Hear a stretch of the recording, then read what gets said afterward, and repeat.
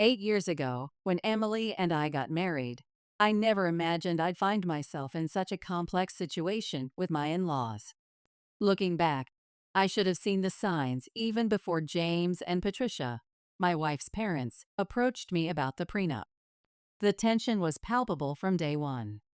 I was working in tech sales when I first met Emily. She was different from anyone I'd ever met. Brilliant, kind, and incredibly supportive. After a year together, I made the decision to quit my job and pursue my dream of starting my own tech startup. We were both 31 at the time, and Emily's support never wavered, even when things got tough. She believed in my vision for creating innovative software solutions that could revolutionize small business operations. Her parents, however, made their disapproval crystal clear. James, as the CEO of a successful real estate development firm, and Patricia, a company executive, had very specific ideas about their daughter's future. They saw my entrepreneurial ambitions as nothing more than pipe dreams. "He's living off our daughter's money," I overheard Patricia say once at a family gathering, her voice dripping with disdain. It stung, but it wasn't entirely untrue. Emily was supporting us with her marketing director's salary while I built my company from scratch. At 32, I proposed to Emily, and we planned our wedding for the following year. That's when things took an unexpected turn. 2 months before our wedding, James and Patricia requested a meeting at their lawyer's office in downtown Seattle. "Michael," James said, his voice formal and cold in the mahogany-paneled conference room, "we need you to sign a prenuptial agreement. It's non-negotiable." He slid the document across the polished table while their corporate lawyer watched silently. The terms were crystal clear. In case of divorce, all assets would remain separate. I would have to repay Emily and her parents for any support received during my startup phase. The agreement even specified that joint accounts would be divided based on contribution percentages. The underlying message was clear. They expected me to fail. "This is the only way we can feel secure about accepting you as our son-in-law," Patricia added, her perfectly manicured fingers tapping on the leather portfolio in front of her. The insult cut deep for multiple reasons. First, they had prejudged my potential for success despite my track record in tech sales and my detailed business plan. Second, they had never given me a fair chance from the start. From the moment Emily first brought me to their sprawling lakeside home, they had made it clear that I wasn't their idea of a suitable match for their daughter. Family background. The contrast between our families couldn't have been more stark. While James and Patricia had built their real estate empire from inherited wealth, my parents represented a different kind of success. My father, who spent 30 years coaching high school football, taught me the value of teamwork and perseverance. My mother managed a local coffee shop, showing me the importance of customer service and community connection. We weren't struggling, but we certainly weren't flying to Paris for weekend shopping trips like Emily's parents. Their disdain for my background was barely concealed beneath a veneer of politeness. At family gatherings, James would make subtle jabs about state schools versus private universities. Patricia would reminisce about Emily's ex-boyfriends, all from good families with established businesses. The message was always clear. I wasn't part of their world. "You know, Michael," James would say during holiday dinners, swirling his expensive bourbon, "real estate is a guaranteed investment. These tech startups, well, they're quite risky, aren't they?" His smile never quite reached his eyes. I chose to maintain my dignity through silence. Emily would often get upset at their behavior, but I convinced her it wasn't worth confronting them. "What matters is us," I'd tell her, squeezing her hand under the dinner table. "We don't need their approval." The prenup signing. So when they presented the prenup, I wasn't surprised. Disappointed, yes, but not surprised. It was just another move in their ongoing campaign to prove I wasn't good enough. Emily was furious when she learned about it, but I had already decided to sign. "It's okay," I told her in our apartment that evening, trying to keep my voice steady despite the hurt. Let them have their safety net. We know what we're building together. She signed it too, without argument, but I could see the pain in her eyes. We both understood what her parents were trying to do. They were hoping I'd walk away, making room for someone they deemed more suitable. Someone from their social circle. Someone with the right background and connections. Years later, 8 years have passed since then, and things have changed dramatically. Through relentless work and innovation, my startup has grown beyond anyone's expectations. The small software company that James and Patricia dismissed has become a major player in the business automation sector.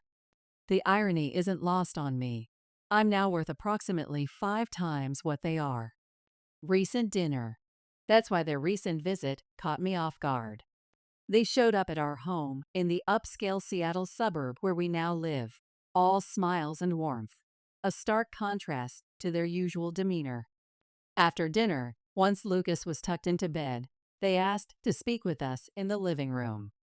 Michael, Emily, James began, his tone unusually friendly. Patricia and I have been thinking. Given how well things have worked out, we believe it's time to dissolve the prenup. We've already spoken with our lawyers about the process. I felt Emily's surprised glance, but kept my expression neutral. The same conference room, the same lawyers who had insisted on the prenup, would now be eager to dissolve it. The irony was almost too perfect. I appreciate the offer, I replied, maintaining a calm I didn't quite feel. But I don't think that's necessary. After all, you said the prenup was the only way you'd feel secure about accepting me as your son-in-law. I wouldn't want to compromise that security. The sarcasm in my voice must have been evident because Patricia's carefully maintained smile faltered. James' face reddened slightly. That was years ago, Patricia interjected, her voice strained. Things are different now. You have Lucas. You've built this wonderful company. We trust you completely now. I couldn't help but notice how she emphasized now, as if their trust was contingent on my bank account balance. The confrontation. I'm not interested in discussing this further, I stated firmly, watching as their practiced politeness began to crack. Emily and I aren't planning on divorcing, so the prenup is irrelevant anyway. That's when the facade finally crumbled. James stood up, his face flushed with anger. Listen here, Michael. We initiated this prenup, and we have every right to dissolve it. You're being unreasonable. Unreasonable? I felt years of suppressed frustration rising to the surface. Like how you were unreasonable when you looked down on me for years? When you made snide comments about my background at every family gathering? The tension in our elegant living room was thick enough to cut. Emily sat forward, her marketing director instincts kicking in as she tried to mediate, but it was too late. Years of condescension and barely veiled insults had finally reached their breaking point. Patricia's voice took on that familiar, condescending tone I'd heard so many times before. Everything we did was to protect Emily. We supported you both when you were starting your company. No, I interrupted, my voice firm but controlled. You supported Emily. Let's be very clear about that. Every check you wrote, every dollar you sent, that was for your daughter, not for me. You never believed in me or what I was building. James' face turned an even deeper shade of red. You wouldn't have gotten where you are today without our support. The absurdity of his claim made me laugh, though there was no humor in it. Your support? You mean the constant criticism? The reminders that I wasn't good enough? The prenup that was designed to protect Emily from my supposed failure? The breaking point. Finally running out of patience, I stood up. I think it's time for you to leave. It's late, and Lucas is sleeping. That simple request seemed to trigger something in them. They turned to Emily, their expressions a mixture of anger and desperation. Emily, sweetie, Patricia pleaded, you need to make a choice.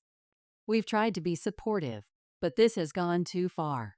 Emily stood up slowly, her voice steady and clear. "I made my choice 8 years ago, and I've never regretted it. Michael is right. I think you should leave." The aftermath.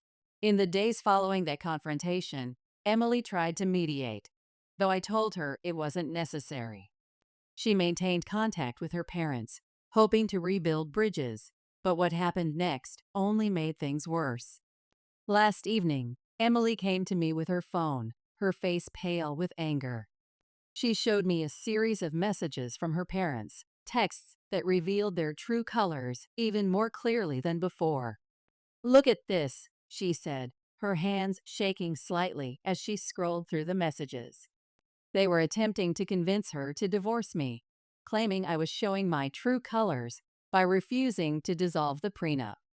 They suggested that now that I had my own wealth, I was suspicious of her, a ridiculous projection of their own materialistic mindset. Recent update. Emily finally stopped responding to their messages. She was exhausted from trying to be the bridge between us, especially when her parents showed no interest in acknowledging their behavior. Their response: they showed up at our house unannounced. I opened the door to find them standing there, their expressions set with determination. They walked straight past me, calling for Emily as if I were merely the help, rather than the owner of the house they were barging into. Emily emerged from her home office, her expression hardening when she saw them. "Mom, Dad, unless you're ready to apologize and acknowledge how you've treated Michael, I have nothing to say to you. We're here because you're becoming just as disrespectful as him," James spat out.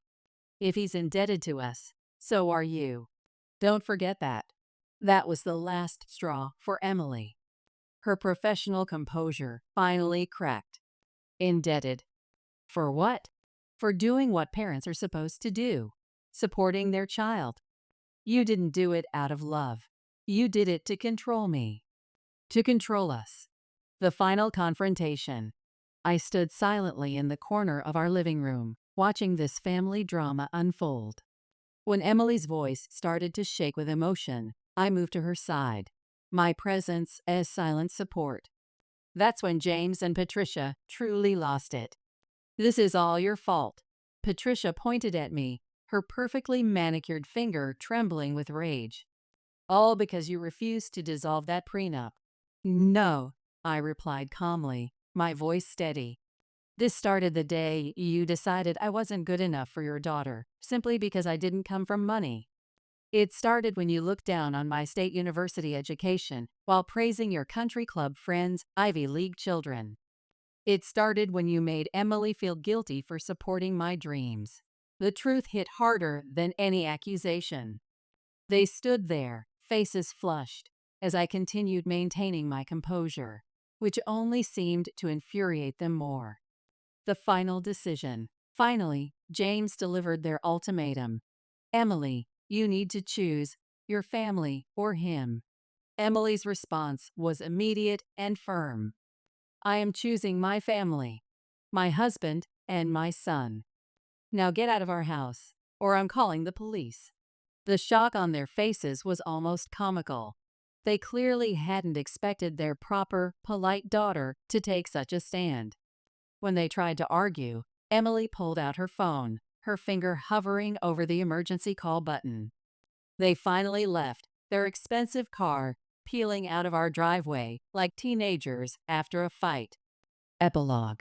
We've blocked their numbers and social media accounts. It's going to be difficult explaining to Lucas why he can't see his grandparents anymore. But as Emily said, he has another set of grandparents who love him unconditionally.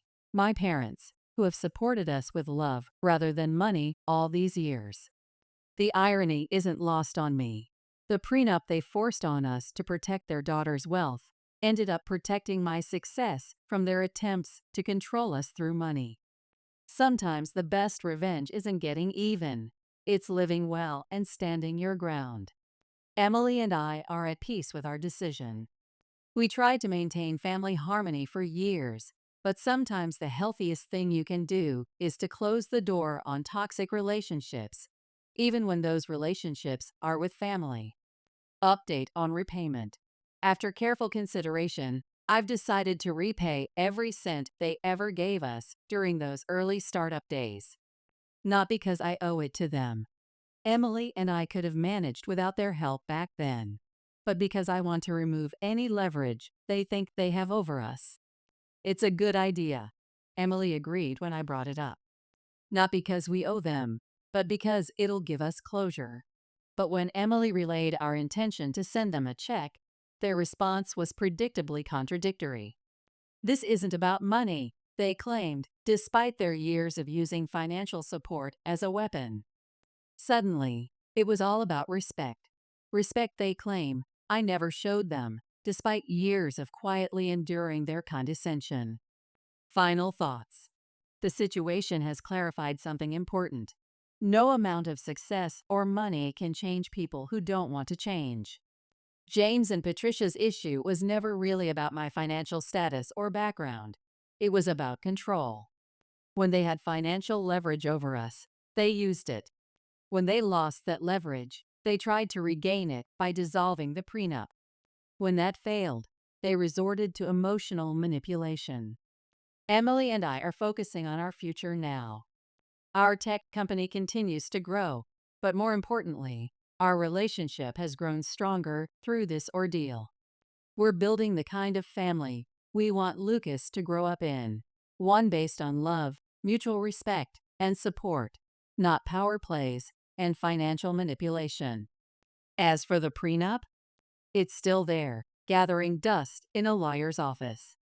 Not because we need it, but because it serves as a reminder of how far we've come, and how standing your ground, even when it's difficult, is sometimes the best decision you can make. Final update. 2 weeks have passed since the confrontation in our living room. Our family life has found a new rhythm, quieter but more peaceful. Lucas asks about his grandparents occasionally, but he's adjusting well, especially with the increased attention from my parents who visit more frequently now. Emily has thrown herself into her work, channeling her energy into leading her marketing team rather than trying to repair what's broken with her parents. I catch her looking sad sometimes, but there's also a relief in her expression. The relief of finally being free from the weight of impossible expectations. As for me, I find myself focusing more on what we've gained than what we've lost. My company continues to thrive, but more importantly, our home has become a truly peaceful space. No more walking on eggshells, no more subtle power plays, no more careful navigation of family politics. Sometimes the hardest choices are also the right ones. We chose truth over pretense, self-respect over family obligation, and our future over a painful past. In the end, that's all anyone can really do.